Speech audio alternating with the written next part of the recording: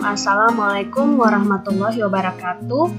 Hai adik-adik semua, kali ini kita masuk pada materi ketiga tentang rancangan acak kelompok dalam mata kuliah rancangan percobaan penelitian perikanan mengasuh mata kuliah oleh saya sendiri Bu Sarihaulia Ahmad Koda. Baik adik-adik, kali lalu kita semua sudah sama-sama mempelajari tentang rancangan acak lengkap. Nah, maka kali ini kita akan mempelajari tentang rancangan acak kelompok. Nah, sebelum kita masuk pada intinya, pertama-tama kita tentu harus tahu dulu definisi dan tujuan utama dari rancangan acak kelompok itu apa sih? Nah, yang pertama kita lihat di sini. Rancangan acak kelompok adalah suatu rancangan acak yang dilakukan dengan mengelompokkan satuan percobaan ke dalam grup-grup yang homogen yang dinamakan kelompok dan kemudian menentukan perlakuan secara acak di dalam masing-masing kelompok ya. Jadi rancangan acak kelompok ini sudah pasti dia berbeda dengan rancangan acak lengkap sebelumnya ya. Kemudian yang kedua, rancangan acak kelompok merupakan rancangan acak kelompok dengan semua perlakuan dicobakan pada setiap kelompok yang ada. Jadi setiap semua perlakuan dicobakan pada setiap kelompok yang ada dengan menentukan perlakuan secara acak pada masing-masing kelompok tentunya ya. Kemudian yang ketiga, tujuan utama dari pengelompokan. Nah, untuk membuat keragaman satuan percobaan di dalam masing-masing kelompok sekecil mungkin, sedangkan perbedaan antara kelompok harus sebesar mungkin ya. Jadi di dalam masing-masing kelompok diusahakan keragamannya sekecil mungkin, namun di antara kelompok harus sebesar mungkin perbedaan.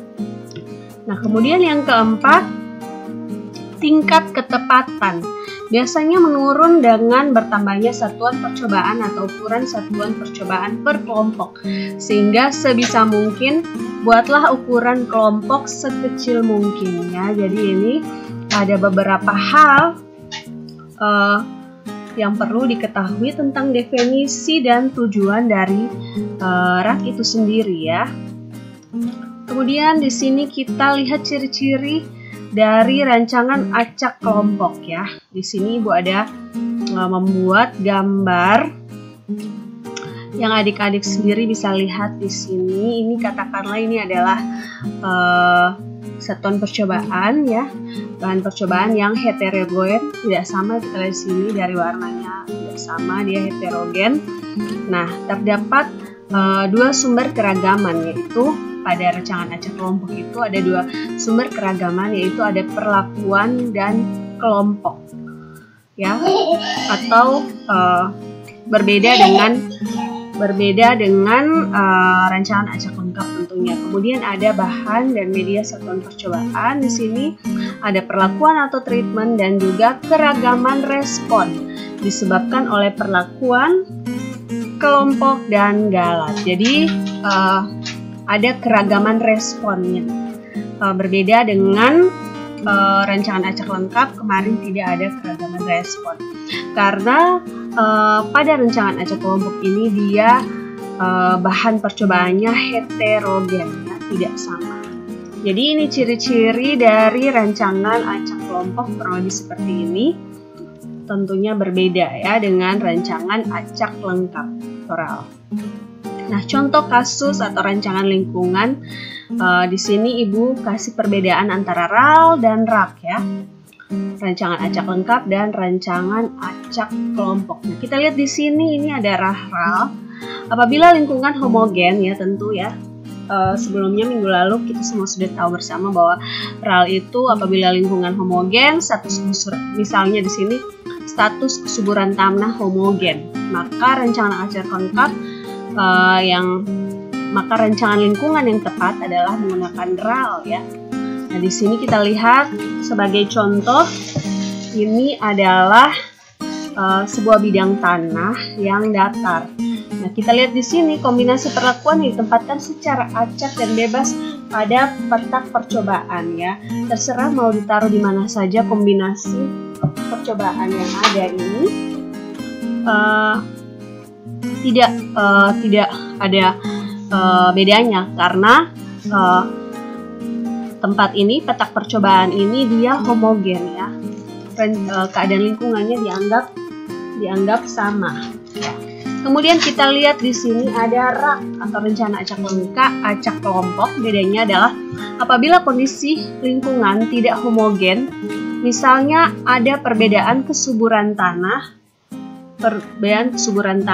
yang disebabkan oleh arah kemiringan, maka rancangan lingkungan yang tepat adalah rak ya. Jadi misalnya kayak gini.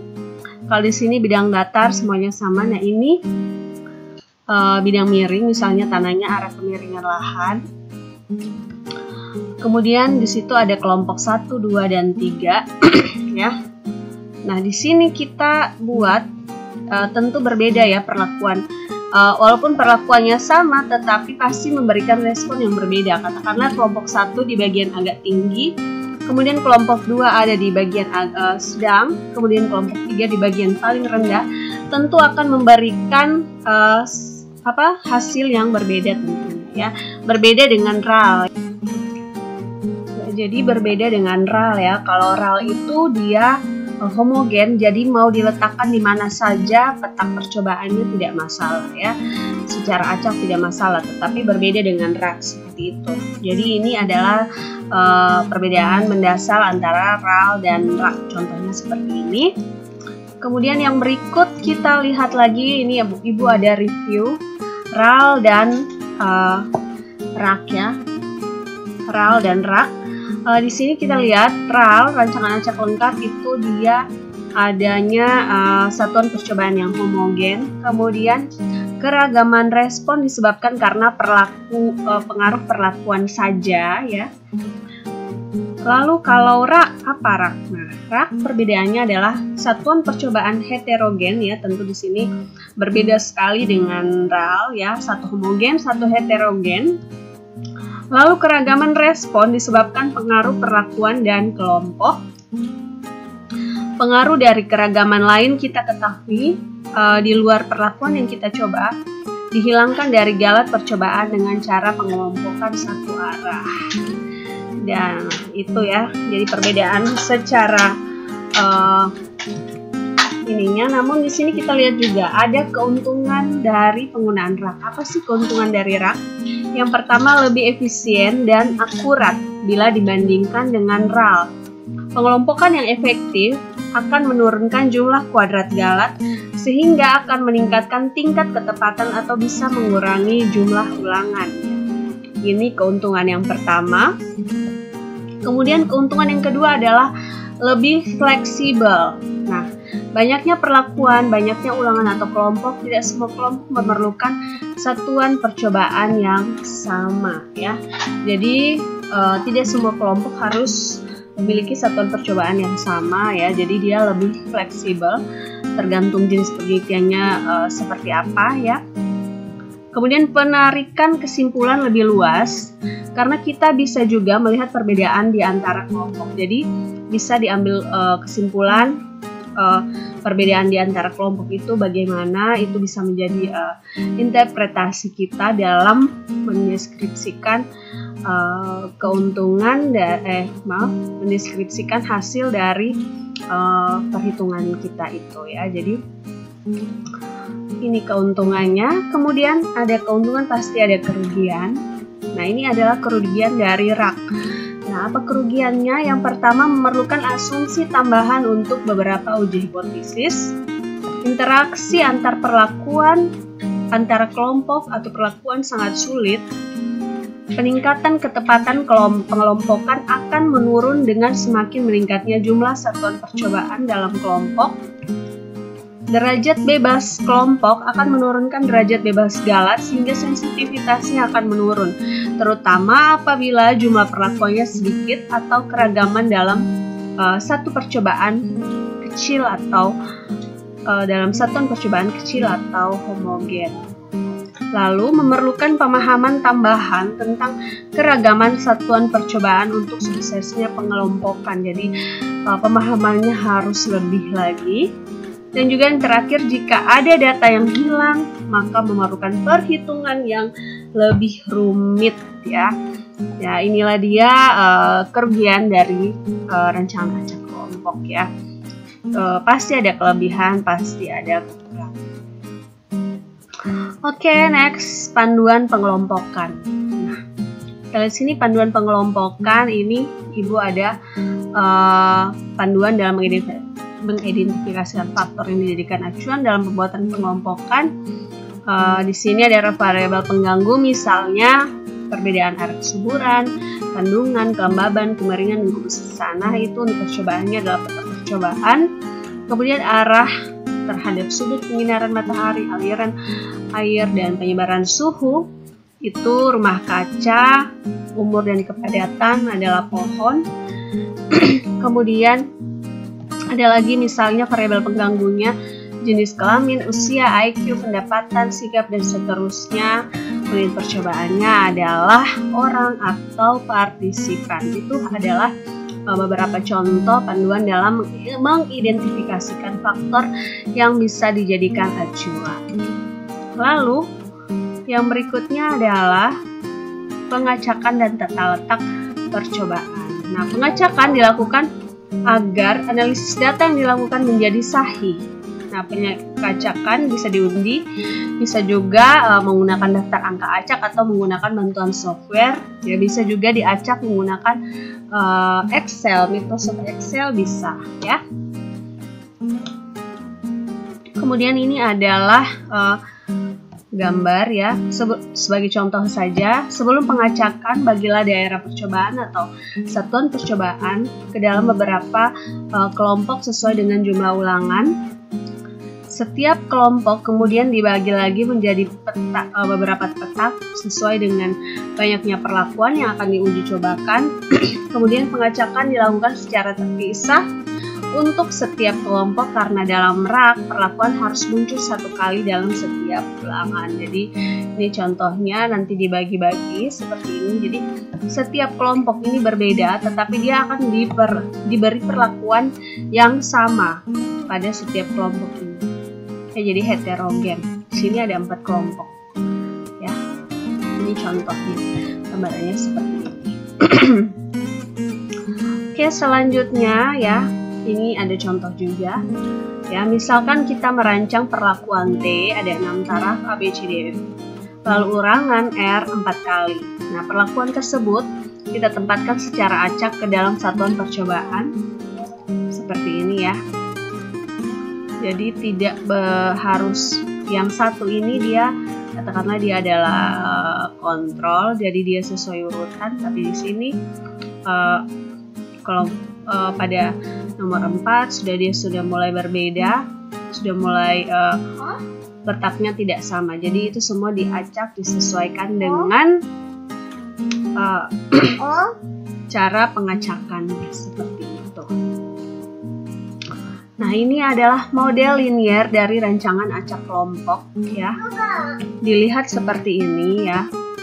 YIJ sama dengan mu ditambah tau ke I ditambah beta J ditambah epsilon IJ, di mana I adalah 1, 2, dan seterusnya, J 1, 2, dan seterusnya R ya. Nah, di sini hampir sama juga ya. Untuk ini sama juga dengan rancangan acak lengkap ya, ada pengaruh aditif beta dan pengaruh acak kelompok ke I ya. Nah, ini adalah model linear rancangan acak kelompok. Lalu asumsi. Nah, asumsi yang digunakan beserta hipotesis yang akan diuji ya. H0 tidak ada keragaman dalam populasi, sedangkan H1 ada keragaman dalam populasi. Tentunya kita semua mengharapkan menerima H1 dan menolak H0 ya, di mana hipotesis seperti itu. Nah, ini asumsinya seperti ini ya. Lalu pengaruh analisis variansi, perhitungan analisis variansi ya, ada FK, JKT, JKP, JKK, dan JKG, faktor koreksi ya, jumlah kuadrat total, jumlah kuadrat perlakuan, jumlah kuadrat kelompok, dan jumlah kuadrat galat ya. Ini sigma ke Y kuadrat ke IJ dikurangi FK ya, hampir semua dikurangi FK, dan terakhir jumlah kuadrat galat adalah JKT dikurangi JKP dikurangi JKK. Kemudian kita akan membuat tabel sidik ragam seperti ini.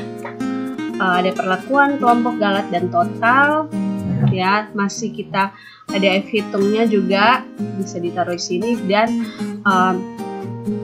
kita bisa tambahkan satu kolom lagi di sini untuk F tabel pada 0,05 dan 0,01. Ini adalah tabel sidik ragam yang perlu kita buat ya. Jadi dengan ini kita bisa mengetahui dan bisa mengambil keputusan dan membuat kesimpulan bahwa H0 ditolak atau H0 diterima ya. Demikian penjelasan singkat Ibu tentang rancangan acak kelompok. Semoga membantu. Nanti di video selanjutnya Ibu akan share tentang latihan soal, cara kita mengerjakan penyelesaian tentang kasus-kasus penelitian yang berkenaan dengan rancangan acak kelompok. Demikian adik-adik, selamat belajar. Wassalamualaikum warahmatullahi wabarakatuh.